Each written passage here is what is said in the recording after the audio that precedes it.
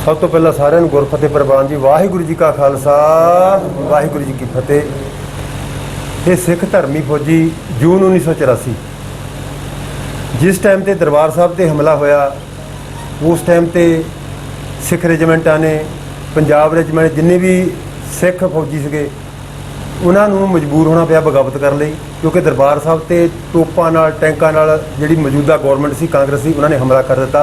साडे काल तक नूं ढह ढेरी कर दिता, टैंकां नाल हमला करता, एयर अटैक कर दिते, जो कि सिखां दे जिहड़े हिरदे सी बलूंदरे गए। उस टाइम ते 6000 के प्लस धर्मी फौजियां ने बगावत कर दी, अपना सारा असला लैके हथियार लैके दरबार साहब नूं चाले पा दिते जी। रास्ते में अलग अलग जगह घेरे गए, मुकाबले हो गए।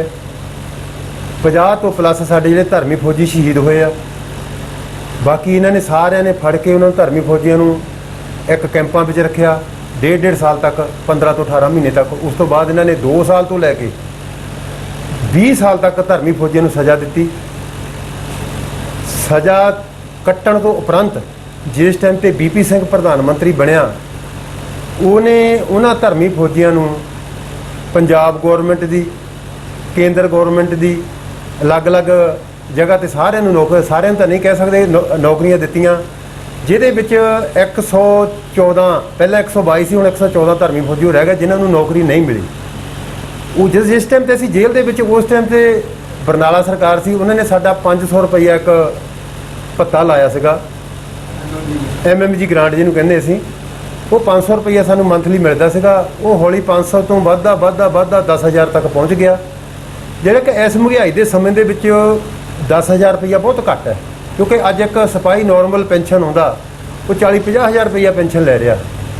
एक धर्मी फौजी जिन्होंने अपने कौम की खातर, अपने धर्म की खातर सब कुछ वारता, अपन नौकरियां छड्ड दियां, अपने परिवारों के भी बच्चों की पढ़ाइयों का कितना कुछ हो गया, बच्चे भी उन्होंने पढ़नों रह गए, इन्ना नुकसान होया। तो उन्होंने एक मामूली जिहा 10,000 रुपया पंजाब गौरमेंट दे रही है। ਅਸੀਂ पंजाब गौरमेंट ਨੂੰ ਦੁਬਾਰਾ ਬੇਨਤੀ ਕਰਾਂਗੇ कि ਜਿਹੜੇ ਧਰਮੀ फौजी ਆ ਇਹਨਾਂ ਨੂੰ ਘੱਟੋ ਘੱਟ 25,000 ਰੁਪਇਆ ਤੁਸੀਂ ਮੰਥਲੀ ਦੇਵੋ, ਤਾਂ ਕਿ ਉਹਨਾਂ ਨੂੰ ਥੋੜਾ ਜਿਹਾ ਰਾਹਤ ਮਿਲ ਸਕੇ।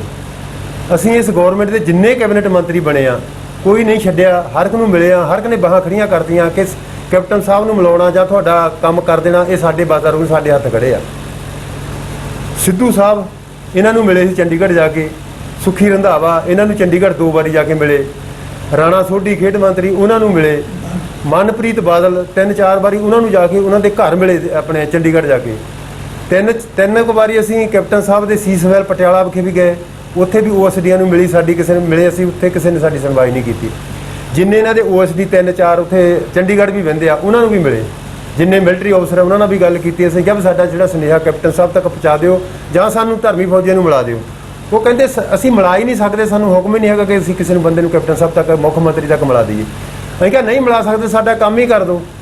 इस एक मामूली सानूं 10,000 रुपया मिलता, 114 बंदे गौरमेंट को कोई फर्क नहीं एडा पैंदा हैगा। 114 बंदिਆਂ ਨੂੰ ਜੇ 25,000 रुपया देवे, 10,000 रुपये 15,000 रुपया होर ਵਧਾ के दे सकते, साडा थोड़ा जिहा ਜਿਹੜਾ माली है जिहड़ा सहायता वो थोड़ी ठीक हो जूगी साडा। पर असीं बहुत घुम्मे फिरे, साडा किसी ने सुनवाई नहीं की। असीं कैप्टन साहब ਨੂੰ फिर दोबारा बेनती करते हैं कि धर्मी फौजियों की सुनवाई करो कि जिन्हां ਨੂੰ नौकरी नहीं मिली वो घर में बेरोजगार बैठे 114 बंदे आ, उन्होंने घट्टो घट्ट तुसीं 25,000 रुपया तो दिओ। जे सानूं नहीं मिलना साडा जिहड़ा भत्ता वो तो वधा दिओ सानूं। असीं बड़े गेड़े मार चुके, साडियां भी बाहां खड़ियां हो चुकियां इन्हां दे कैप्टन मंत्रियों के पिछे घुम घुम के भी साडा जिहड़ा आ हक साडा बनदा देवो, लेकिन साडी किसी ने सुनवाई नहीं की। तो असीं फिर दोबारा बेनती करांगे कैप्टन साहब नूं कि असीं जिहड़ा साडा धर्मी फौजियां दा मान सत्कार बनदा वो दित्ता जावे। असीं तुहाडे बहुत तहे दिलों धन्नवादी होवांगे। वाहिगुरू जी का खालसा वाहिगुरू जी की फतेह। श्री मैं बलदेव सिंह धर्मी फौजी बोलदा। 1984 ਦੇ ਵਿੱਚ ਧਰਮੀ ਫੌਜੀਆਂ ਨੇ जो दरबार साहब के उत्ते अटैक होया सी ਉਹਦਾ दुख ना सहारते हुए सारे ने बगावत कर दी। अपना असले समेत हथियार मिनीशन लैके असीं उत्थों रोस वजों चाले पा दिते। रस्ते दे विच कई थाई साडे इन्हां ने रोकण की कोशिश की, गोलियां भी चलाईयां साडे उत्ते, ते तकरीबन साडे 9 सिख दे 13 सिंह, 14 पंजाब दे 17 सिंह, ते बाकी जिहड़े कोई तकरीबन 19-20 आदमी सेंटर के जोड़े आ शहीद होए आ। 15-16 महीने साड़ी इनकुआरी चलती रही आ। उत्थे सानू हवालाटां दे विच इन्हां ने बंद रखिया। उस तो बाद जदों असीं रस्ते साडा इन्हां दे नाल मुकाबला हो गया, उहदे विच साडे जदों सिंह इन्हां ने शहीद करते, उस तो बाद विच तकरीबन सानू फिर इन्हां ने जाके हवालाटां दे विच बंद कर दिता ते अलग अलग हरेक आदमी नूं किसी नूं 2 साल तो लैके 20 साल तक सजावां सख्त सुना के ते पंजाब दीआं जेलां दे विच भेज दिता। इत्थे आण के तकरीबन हर एक आदमी आ जिन्हां ने चलो इस श्रोमणी कमेटी ने इत्थों वकील भेजे, को साड़ी सज़ा जी वो कट्टी गई तो तकरीबन फिर भी 91-92 तक तकरीबन सारे सिंह जिहड़े ही वो रिहा हो चुके सी। उस तो बाद श्रोमणी कमेटी ने जदों इन्हां नूं नौकरियां वास्ते कहा तो बिल्कुल डी ग्रुप दे विच नौकरियां दित्तियां, सेवादारी दी, चाहे टास्क फोर्स दे विच, जो कि कोई हौलदार ही उस टाइम ते कोई नायक ही। कई आदमियों ने वो नौकरी नूं प्रवान ही नहीं किया ते क्योंकि तनख्वाहां जिहड़ियां हुण भी ये दे रहे आ श्रोमणी कमेटियां दे, कई दे बच्चे जिहड़े उन्हां दे लगे आ श्रोमणी कमेटी दे विच, उन्हां दी 7-8 हज़ार रुपया स्टार्टिंग, चाहे 5-6 हज़ार रुपया स्टार्टिंग तनख्वाह, जिहदे नाल वो बच्चे तकरीबन नौकरी वाले बन्ने श्रोमणी कमेटी दे विच मन ही नहीं करते। बाकी थोड़े दिनों की गल आ, साडे सिंह जाके बीबी नूं मिले सी, बीबी जगीर कौर नूं, पर बीबी जी ने अगों ये जवाब दिता कि ये मते तो असीं इवें किवें आ, इन्हां मतिआं दी तो कोई गल ही नहीं की। पर बड़े अफसोस की गल आ कि 17 सन दे विच गोबिंद सिंह लौंगोवाल श्रोमणी कमेटी का प्रधान सी, उन्हां ने 5 सिंह साहबान, श्रोमणी कमेटी सारे मैंबर साहबान ते गुरु ग्रंथ साहब की हजूरी दे विच मता पास किया 114 आदमियों का। वो इस तरीके दे नाल कि 309 आदमियों नूं सख्त सजावां दित्तियां गईयां सी, जनरल कोर्ट मार्शल की करके इन्हां नूं सख्त सजावां दे के ते जेलों में भेज दिता सी। उस तो बाद VP सिंह की सरकार बनी, उन्होंने नौकरियां देतियां, 114 आदमी रह गए। कुछ आदमियों नूं श्रोमणी कमेटी की नौकरी मिल गई, कुछ नूं सरकारी नौकरी सेंट्रल गौरमेंट मिल गई, कुछ नूं पंजाब गौरमेंट की नौकरी मिली। जेडे 114 आदमी सी उहदा इन्हां ने वो मता पास किया लौंगोवाल साहब ने। इन्हां ने चंडीगढ़ सैनिक भलाई दफ्तर डायरैक्टर के कोलों एक लिस्ट मंगवाई है 114 आदमियों की, भी उहदा इन्हां मता पास किया कि असीं हर साल 50,000 रुपया इन्हां दांगे। 5 साल वास्ते वो मता पास किया, जिहड़े कि 4 साल हो चुके आ। उन्हां 4 सालों के विच इन्हां सिर्फ 50,000 रुपया दिता वा सारिਆਂ ਨੂੰ। 2 करोड़ रुपया ये सालाना मते दे विच पास करते हैं। पर बड़े अफसोस की गल आ कि फिरोजपुर दियां विधवा बीबियां 3 चक्कर मार गईयां। तुहाडी जी इनकुआरी होनी आ, इत्थों इंस्पैक्टर की ड्यूटी लगूगी। बड़े अफसोस की गल आ कि धर्मी फौजियां दियां जनानियां आदमी उन्हां दे जिहड़े आ वो शहीद हो चुके आ, उन्हां दी इनकुआरी करन दा की मतलब?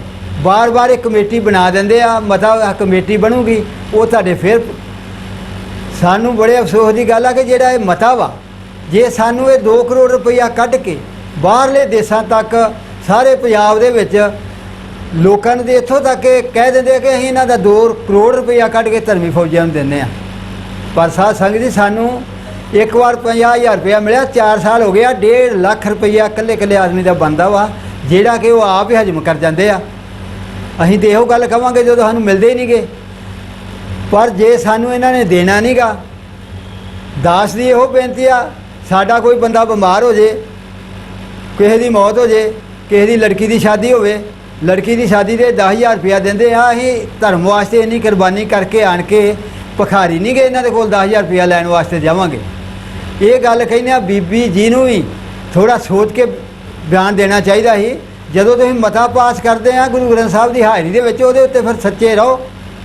जिहड़ा वो मते दा कानून दायरा वा उहदे विच रह के इन्हां धर्मी फौजियां नूं साल बाद असीं इत्थों तक कहा कि इन्हां दा अकाउंट नंबर ले लो, उहदे विच तुसीं 50-50 हज़ार रुपया पा दिया करो। सानूं क्यों खराब करदे हो कि 10-10 फेरे मरवाउंदे आ? ਹਾਰ ਕੇ ਅਸੀਂ ਆਉਣੋਂ ਹੀ ਹਟ ਗਏ। 3 ਸਾਲ ਹੋ ਗਏ ਨਾ ਕੋਈ ਪੈਸਾ ਨਹੀਂ ਦਿੱਤਾ। ਦਾਸ ਦੀ ਇਹੋ ਬੇਨਤੀ ਆ ਕਿ ਜੇ ਪੈਸਾ ਸਾਨੂੰ ਨਹੀਂ ਮਿਲਣਾ ਤੇ ਜਿਹੜਾ ਸਾਡਾ ਪਿਛਲਾ ਬਕਾਇਆ ਬਣਦਾ ਵਾ, ਉਹ ਜਿਹੜਾ ਸ਼੍ਰੋਮਣੀ ਅਕਾਲੀ ਦਲ ਦਾ ਪ੍ਰਧਾਨ ਸੁਖਬੀਰ ਸਿੰਘ ਬਾਦਲ ਵਾ, ਉਹਨੂੰ ਵੀ ਤਾਂ ਬੋਲਣਾ ਚਾਹੀਦਾ ਜਦੋਂ ਬੀਬੀ ਉਹਨਾਂ ਦੇ ਅੰਡਰ ਵਾ, ਸ਼੍ਰੋਮਣੀ ਕਮੇਟੀ ਪ੍ਰਧਾਨ। ਸਾਡਾ ਉਹ ਬਕਾਇਆ ਦਿੱਤਾ ਜਾਵੇ ਜਿਹੜਾ ਅਗਲਾ ਮਤਾ ਪਾਸ ਕਰਨਾ। ਸਾਨੂੰ ਕੋਈ ਪੈਸਾ ਤੁਹਾਡਾ ਨਹੀਂ ਚਾਹੀਦਾ। ਜੇ ਦੇਣਾ ਨਹੀਂਗਾ ਤੇ ਸਾਡੇ ਵਾਸਤੇ 2 ਕਰੋੜ ਰੁਪਇਆ ਕੱਢਣ ਦੀ ਕੋਈ ਲੋੜ ਨਹੀਂ। ਕੋਈ ਧਰਮੀ ਫੌਜੀ ਆਵੇ ਜਵਾਬ ਦਿਓ, ਅਸੀਂ ਭਿਖਾਰੀ ਨਹੀਂ ਕਿ ਤੁਹਾਡੇ ਕੋਲ ਆਣ ਕੇ ਮੰਗਾਂਗੇ। ਬਾਕੀ ਦਾਸ ਦੀ ਬੇਨਤੀ ਹੋ ਰਿਹਾ ਕਿ 114 ਆਦਮੀ ਜਿਹੜੇ ਰਹਿੰਦੇ ਆ ਜਿਨ੍ਹਾਂ ਨੂੰ ਕੋਈ ਨੌਕਰੀ ਨਹੀਂ ਮਿਲੀ, ਉਹਨਾਂ ਦੇ ਤਕਰੀਬਨ 25-30 ਲੜਕੇ ਆ ਜਿਨ੍ਹਾਂ ਨੂੰ ਕੋਈ ਨੌਕਰੀ ਨਹੀਂ ਮਿਲੀ। ਉਹ ਨੌਕਰੀ ਦੇ ਯੋਗ ਵਾ ਕਿ ਉਹ ਆਪ ਤੇ ਅਸੀਂ ਸਾਰੇ ਬਿਰਧ ਹੋ ਗਏ, ਕੋਈ 70 ਸਾਲ ਦਾ ਹੋ ਗਿਆ, ਕੋਈ 75 ਦਾ ਹੋ ਗਿਆ ਜੀ। ਕੈਪਟਨ ਸਾਹਿਬ ਨੂੰ ਇੰਨਾ ਤੇ ਚਾਹੀਦਾ ਨਾ, ਜਿਹੜੀ ਸਾਡੀ ਪੈਨਸ਼ਨ MMG ਗ੍ਰਾਂਟ ਦਿੰਦੇ, ਇਹਨੂੰ ਮੰਥਲੀ ਮੇਨਟੇਨੈਂਸ ਗ੍ਰਾਂਟ ਕਹਿੰਦੇ ਆ, ਮਹਿੰਗਾਈ ਭੱਤੇ ਵਾਸਤੇ 10,000 ਰੁਪਈਆ। ਇਹ ਵੀ ਸਾਧ ਸੰਗਤ ਜੀ ਇਸ ਤਰੀਕੇ ਦੇ ਨਾਲ ਮਿਲਦੀ ਰਹੀ ਸਾਨੂੰ। ਸਭ ਤੋਂ ਪਹਿਲਾਂ ਬਰਨਾਲਾ ਸਾਹਿਬ ਨੇ 500 ਰੁਪਈਆ ਲਾਇਆ, 500 ਤੋਂ ਬਾਅਦ ਫਿਰ ਹੋ ਗਈ ਸਾਡੀ 1500 ਰੁਪਈਆ। ਇਹ 1500 ਰੁਪਈਆ ਰਹੀ 97 ਤੱਕ। 97 ਤੋਂ ਬਾਅਦ ਸਾਡਾ ਹੋਇਆ 3000, ਇਹ ਸਾਡਾ ਰਿਹਾ 13 ਤੱਕ। 3000 ਰੁਪਈਆ, 100 ਰੁਪਈਆ ਦਿਹਾੜੀ। ਬਹੁਤ ਸਾਨੂੰ ਸ਼ਰਮ ਆਉਂਦੀ ਇਸ ਗੱਲ ਦੇ, ਇਹਨਾਂ ਸਰਕਾਰਾਂ ਨੂੰ ਕਹਿੰਦੇ ਆ ਤੇ ਸੰਗਤ ਨੂੰ ਅਸੀਂ ਦੱਸਣ ਡਏ ਆ ਵੀ ਤੁਸੀਂ ਇਸ ਚੀਜ਼ 'ਤੇ ਵਿਚਾਰ ਕਰੋ ਕਿ 100 ਰੁਪਈਆ ਦਿਹਾੜੀ ਧਰਮ ਵਾਸਤੇ ਆਪਣੀਆਂ ਨੌਕਰੀਆਂ ਛੱਡ ਆਏ ਹੋਣ, ਪਰ ਅਸੀਂ ਇਹ ਕੋਈ ਸਹਾਨ ਨਹੀਂ ਕਰਦੇ। ਨਾ ਜਦੋਂ ਅਸੀਂ ਉੱਥੋਂ ਚੱਲੇ ਆ, ਨਾ ਅਸੀਂ ਇਹ ਸੋਚਿਆ ਕਿ ਸਾਨੂੰ ਕੋਈ ਨੌਕਰੀ ਮਿਲੂਗੀ, ਚਾਹੇ ਸਾਡੇ ਨਾਲ ਸ਼੍ਰੋਮਣੀ ਕਮੇਟੀ ਕੀ ਕਰੂਗੀ, ਪੰਥ ਕੀ ਸਾਡੇ ਨਾਲ ਕਰੂਗਾ। ਅਸੀਂ ਆਏ ਧਰਮ ਵਾਸਤੇ, ਗੁਰੂ ਰਾਮਦਾਸ ਨੇ ਸੇਵਾ ਲਈ ਅਸੀਂ ਕੀਤੀ, ਪਰ ਆਪਣਾ ਹੱਕ ਮੰਗਣ ਵਾਸਤੇ ਬੋਲਣ ਦਾ ਰੋਸ ਜ਼ਰੂਰ ਕਰਨਾ ਪੈਂਦਾ ਵਾ ਇਹਨਾਂ ਸਰਕਾਰਾਂ ਅੱਗੇ। ਦਾਸ ਦੀ ਇਹੋ ਬੇਨਤੀ ਆ ਕਿ ਮੁੜ ਕੇ ਸਾਡੀ 3000 ਰੁਪਇਆ, ਉਸ ਤੋਂ ਬਾਅਦ 13 'ਚ ਸਾਡੀ ਇਹਨਾਂ ਨੇ 6 ਕੀਤੀ। ਜਦੋਂ ਬਾਦਲ ਸਾਹਿਬ ਜਾਣ ਲੱਗਿਆ ਫਿਰ 17 'ਚ ਇਹਨਾਂ ਨੂੰ ਮਿਲੇ ਵੀ ਸਾਡਾ ਕੁਛ ਸੋਚੋ, ਸਾਡੇ ਬਾਰੇ ਤੁਸੀਂ ਕਮ ਸੋ ਕਮ ਸਾਡਾ ਕੁਛ ਨਾ ਕੁਛ ਵਧਾਓ। ਉਹਨਾਂ ਨੇ ਸਾਡੀ 10,000 ਰੁਪਇਆ ਕੀਤੀ। ਇਹਨਾਂ 114 ਆਦਮੀਆਂ ਨੂੰ ਬਾਦਲ ਸਾਹਿਬ ਨੇ 5-5 ਲੱਖ ਰੁਪਇਆ ਵੀ ਮਨਜ਼ੂਰ ਕੀਤਾ, ਜੋ ਕਿ ਬਹੁਤ ਥੋੜ੍ਹਾ ਜੇ ਸੋਚਿਆ ਜਾਵੇ। 37 ਸਾਲ ਹੋ ਗਏ ਆ, 37 ਸਾਲਾਂ ਦੇ ਵਿੱਚ 10,000 ਰੁਪਇਆ। ਇੱਕ MLA ਜਦੋਂ ਇੱਕ ਵਾਰ ਬਣਦਾ ਉਹਦੀ 50,000 ਰੁਪਇਆ ਤਨਖਾਹ, ਉਹਦੀ ਵੱਖਰੀ, ਬਾਉਂਸ ਵੱਖਰੇ, ਤੇਲ ਦਾ ਖਰਚਾ ਵੱਖਰਾ। ਜੇ ਉਹ 5 ਵਾਰ ਬਣ ਜਾਂਦਾ ਤਾਂ ਉਹਦੀ 2.5 ਲੱਖ। ਪਰ ਕੈਪਟਨ ਸਾਹਿਬ ਸੁੱਤੇ ਨਾ ਰਹੋ, ਇਹਨਾਂ ਧਰਮੀ ਫੌਜੀਆਂ ਨੂੰ ਵੇਖੋ, ਤੁਸੀਂ ਵੀ ਫੌਜੀ ਹੋ, ਰਿਟਾਇਰ ਹੋਏ ਹੋ, ਦੱਸੋ ਤੁਸੀਂ ਸਾਡੇ ਵਾਸਤੇ ਕੀ ਸੋਚਿਆ ਵਾ। ਅਸੀਂ ਇਹੋ ਬੇਨਤੀ ਕਰਾਂਗੇ ਤੁਹਾਡੇ ਅੱਗੇ ਕਿ 10,000 ਰੁਪਇਆ ਇਸ ਸਮੇਂ ਦੇ ਵਿੱਚ ਬਹੁਤ ਥੋੜ੍ਹਾ, 37 ਸਾਲਾਂ ਦੇ ਵਿੱਚ ਇਹ 10,000 ਰੁਪਇਆ ਆਇਆ ਵਾ। ਕਮ ਸੋ ਕਮ ਸਾਡੀ ਰਿਕੁਐਸਟ ਆ ਕਿ 25,000 ਰੁਪਇਆ ਸਾਡਾ ਕੀਤਾ ਜਾਵੇ, ਜੋ ਅਸੀਂ ਆਪਣੇ ਬੱਚਿਆਂ ਦਾ ਪਾਲਣ ਪੋਸ਼ਣ ਕਰ ਸਕੀਏ। ਜਿਹੜੇ ਬੱਚੇ ਰਹਿੰਦੇ ਆ ਕੋਈ 25-30 ਆਦਮੀ, ਤੇ ਇਸ ਤੋਂ ਵੱਧ ਨਹੀਂ ਕਿ ਬੱਚੇ, ਉਹਨਾਂ ਨੂੰ ਜੇ ਕੈਪਟਨ ਸਾਹਿਬ ਨੂੰ ਸੁਣਾਈ ਦਿੰਦਾ ਹੋਵੇ ਤੇ ਸਾਡੇ ਉਹਦਾ 25-30 ਬੰਦਿਆਂ ਨੂੰ ਤੇ ਨੌਕਰੀ ਦੇ ਸਕਦੇ ਆ। ਸਾਡੇ ਅਸੀਂ ਤੇ ਆਪਣੀ ਜ਼ਿੰਦਗੀ ਨਿਕਾਲੀ, ਸਾਡੇ ਬੱਚੇ ਤੇ ਸੌਖੇ ਰਹਿ ਜਾਣ। ਪਰ ਬੜੇ ਅਫਸੋਸ ਦੀ ਗੱਲ ਵਾ ਕਿ ਕਿਸੇ ਮਿਨਿਸਟਰ ਨੇ ਸਾਡੀ ਗੱਲ ਨਹੀਂ ਸੁਣੀ। ਅਸੀਂ ਸਾਰਿਆਂ ਦੇ ਕੋਲ ਗਏ ਆ, ਰਣਜੀਤ ਸਿੰਘ ਪਹਿਲਾਂ ਦੱਸ ਚੁੱਕਾ ਸਭ ਕੁਛ, ਤੇ ਕਿਸੇ ਨੇ ਹਾਮੀ ਨਹੀਂ ਸਾਡੀ ਭਰੀ। ਤੇ ਜੇ ਆਵਾਜ਼ ਸਾਡੀ ਜਾਂਦੀ ਹੋਵੇ ਸਰਕਾਰ ਤੱਕ, ਸ਼੍ਰੋਮਣੀ ਕਮੇਟੀ ਤੱਕ, ਤੇ ਉਹ ਇਹਨਾਂ ਗੱਲਾਂ ਦੇ ਉੱਤੇ ਜ਼ਰੂਰ ਸ਼ਾਇਦ ਅਸਰ ਕਰਨ ਤੇ ਸਾਡਾ ਕੋਈ ਮਸਲਾ ਹੱਲ ਹੋ ਜੇ ਤੇ ਸਾਡੇ ਬੱਚਿਆਂ ਦੀ ਜ਼ਿੰਦਗੀ ਬਣ ਸਕੇ। ਜਿਹੜੀ ਦੇਸਾਂ ਵਿਦੇਸਾਂ ਦੇ ਵਿੱਚ ਸੰਗਤ ਬੈਠੀ ਆ, ਦਾਸ ਦੀ ਬੇਨਤੀ ਆ ਕਿ ਸਾਡੇ ਨਾਂ ਦੇ ਉੱਤੇ ਪੈਸਾ ਸੰਗਤ ਨੇ ਬਹੁਤ ਭੇਜਿਆ ਬਾਹਰਲੇ ਦੇਸ਼ਾਂ ਦੇ ਵਿੱਚੋਂ, ਪਰ ਇਹਨਾਂ ਧਰਮੀ ਫੌਜੀਆਂ ਨੂੰ ਕੋਈ ਸਹਾਇਤਾ ਜਿਹੜੀ ਆ ਉਹ ਇਹਨਾਂ ਤੱਕ ਨਹੀਂ ਮਿਲੀ। ਇੱਕ ਵਾਰ 50-50,000 ਰੁਪਇਆ ਖਡੂਰ ਸਾਹਿਬ ਬਾਬਾ ਸੇਵਾ ਸਿੰਘ ਦੀ ਹਾਜ਼ਰੀ ਦੇ ਵਿੱਚ ਸੰਗਤ ਨੇ ਉਧਰੋਂ ਭੇਜਿਆ ਸੀ, ਉਹ ਤਕਰੀਬਨ ਸਾਰਿਆਂ ਨੂੰ ਮਿਲ ਗਿਆ ਵਾ। ਬਾਕੀ ਜਿਹੜਾ ਕੋਈ ਵੀ ਆਦਮੀ ਸਾਡੇ ਨਾਂ 'ਤੇ ਪੈਸਾ ਮੰਗਦਾ ਵਾ, ਚਾਹੇ ਗ੍ਰਾਹੀ ਕਰਨ ਵਾਸਤੇ ਆਉਂਦਾ ਵਾ, ਸਾਡੀ ਦੇਸਾਂ ਵਿਦੇਸਾਂ ਦੀ ਸੰਗਤ ਨੂੰ ਇਹੋ ਬੇਨਤੀ ਆ ਕਿ ਜਦੋਂ ਸਾਡੇ ਤੱਕ ਪਹੁੰਚਣਾ ਨਹੀਂਗਾ ਤੇ ਇਹ ਪੈਸਾ ਉਹਨਾਂ ਨੂੰ ਨਾ ਦਿੱਤਾ ਜਾਵੇ। ਇੱਕ ਸਾਡਾ ਫੌਜੀ ਆ ਬਲਦੇਵ ਸਿੰਘ ਧਾਰੀਵਾਲ, ਜਿਹੜਾ ਕਿ ਗੁਰਦਾਸਪੁਰ, ਉਹ ਤਕਰੀਬਨ ਅਸੀਂ ਉਦੋਂ ਜੇਲ੍ਹਾਂ ਦੇ ਵਿੱਚ ਬੈਠੇ ਸੀ ਤੇ ਉਹ ਆਪਣੀ ਪੂਰੀ ਸਰਵਿਸ ਕਰਕੇ ਹੌਲਦਾਰ ਪੈਨਸ਼ਨ ਆਇਆ ਵਾ। ਉਹਨੇ ਬਾਹਰਲੇ ਦੇਸ਼ਾਂ ਦੇ ਵਿੱਚੋਂ ਬੜਾ ਮਾਇਆ ਇਕੱਠੀ ਕੀਤੀ ਆ। ਤੇ ਸਾਡੀ ਇਹੋ ਬੇਨਤੀ ਆ ਕਿ ਬਲਦੇਵ ਸਿੰਘ ਧਾਰੀਵਾਲ ਰਿਟਾਇਰਮੈਂਟ ਆ, ਪੈਨਸ਼ਨ ਲੈਣ ਡਿਆ ਉਹ 25-30,000 ਰੁਪਈਆ ਹੌਲਦਾਰ ਦੀ, ਤੇ ਉਹ ਇਸ ਚੀਜ਼ ਤੋਂ ਵੀ ਅਸੀਂ ਆਨੇ ਚਲੋ ਬਾਜ ਆਵੇ, ਨਾ ਇਹ ਕੰਮ ਕਰੇ ਬਾਕੀ ਇਹ 114 ਆਦਮੀ ਆ ਧਰਮੀ ਫੌਜੀ ਜਿਨ੍ਹਾਂ ਨੂੰ ਕੋਈ ਸੈਂਟਰ ਗਵਰਨਮੈਂਟ ਨੇ ਨੌਕਰੀ ਨਹੀਂ ਦਿੱਤੀ, ਨਾ ਪੰਜਾਬ ਗਵਰਨਮੈਂਟ ਨੇ ਦਿੱਤੀ ਆ। ਸਿਰਫ ਇਹ 10,000 ਦੇ ਉੱਤੇ ਸੀਮਿਤ ਵਾ ਕਿ ਜਿਹੜਾ ਸਰਕਾਰ ਦੇਣ ਡਈ ਆ। ਬਾਕੀ ਸਾਡੀ ਬੇਨਤੀ ਇਹੋ ਆ ਕਿ ਜਦੋਂ ਸਾਡੇ ਤੱਕ ਇਹ ਪੈਸਾ ਪਹੁੰਚਣਾ ਹੀ ਨਹੀਂ ਤੇ ਕਿਸੇ ਨੂੰ ਵੀ ਇਹ ਸਾਡੇ ਨਾਮ ਦੇ ਉੱਤੇ ਮਾਇਆ ਨਾ ਦਿੱਤੀ ਜਾਵੇ। ਸਾਡੀ ਇਹ ਬੇਨਤੀ ਪ੍ਰਵਾਨ ਕਰਨੀ। ਵਾਹਿਗੁਰੂ ਜੀ ਕਾ ਖਾਲਸਾ, ਵਾਹਿਗੁਰੂ ਜੀ ਕੀ ਫਤਿਹ। ਵਾਹਿਗੁਰੂ ਜੀ ਕਾ ਖਾਲਸਾ, ਵਾਹਿਗੁਰੂ ਜੀ ਕੀ ਫਤਿਹ। ਮੈਂ ਗੁਰਨਾਮ ਸਿੰਘ ਧਰਮੀ ਫੌਜੀ ਪਿੰਡ ਵਹਿਲਾ। ਕਿਉਂਕਿ ਮੇਰੇ ਵੀਰਾਂ ਨੇ, ਫੌਜੀ ਵੀਰਾਂ ਨੇ ਜੋ ਪਹਿਲਾਂ ਦੱਸਿਆ ਹੈ ਸਭ ਕੁਝ ਦੱਸ ਚੁੱਕੇ ਆ। ਅਸੀਂ ਥੋੜ੍ਹੇ ਦਿਨ ਹੋਏ ਆ, ਕੋਈ 5-10 ਦਿਨ ਹੋਏ ਆ, ਬੀਬੀ ਜਗੀਰ ਕੌਰ ਜੀ ਨੂੰ ਮਿਲੇ ਸੀ, ਪ੍ਰਧਾਨ ਸ਼੍ਰੋਮਣੀ ਕਮੇਟੀ ਨੂੰ। ਪਰ ਉਹਨਾਂ ਦਾ ਧਰਮੀ ਫੌਜਾਂ ਦੇ ਪ੍ਰਤੀ ਵਤੀਰਾ ਬੜਾ ਰੁੱਖਾ ਸੀ।